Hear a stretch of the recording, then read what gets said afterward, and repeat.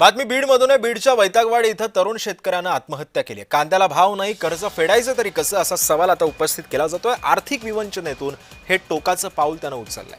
त्याचं झालं असं की बीडच्या वैतागवाडी गावातील अशोक महादेव डिसले या तरुण शेतकऱ्यानं नापीक कर्जबाजारीपणा आणि मराठा आरक्षण आंदोलनातील गुन्ह्याच्या तगादा, कोर्ट कचेरीचा त्रास, गुन्हा दाखल होऊन सुद्धा कुणबी प्रमाणपत्र न मिळाल्यानं गळफास घेऊन आत्महत्या केली। आरक्षण आंदोलनातील गुन्हे दाखल झाल्यामुळे अनेक तरुणांचं आयुष्य उद्ध्वस्त झालंय।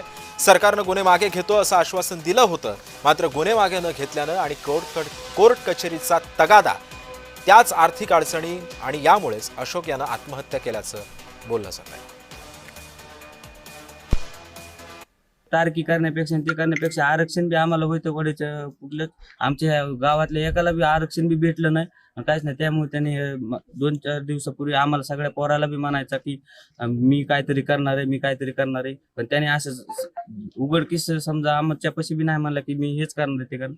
परत त्यांनी काल 10 वाजता हे टोकाचं पाऊल उचललं आणि आत्महत्या केली। फक्त याला कदरून केले की जेणेकरून खोटे गुन्हे दाखल केल्यामुळे आरक्षण न मिळाल्यामुळे वर शेतीला एक भाव न दिल्यामुळे।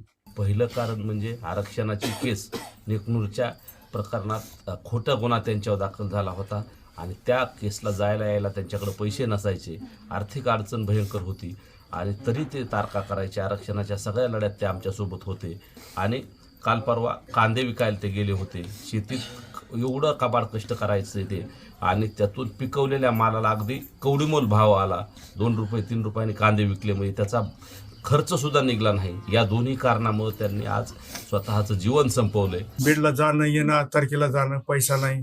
काल परवा कांदे विकायला गेला, कांदे विकले तर 10 रुपये सुद्धा त्याच्या जवळ आले नाहीत, कारण जिकडचे तिकडच ते गेले। 2 रुपये 3 रुपयाचे भाव लागल्यामुळे ते त्याच्या भाड्याला सुद्धा परवडलं नाही, त्याच्यामुळे तो डिप्रेशनमध्ये होता आणि त्याला खूप त्रास होत होता किंवा हे गुन्हे कधी हे करतील आमच्यावर काढून टाकतील।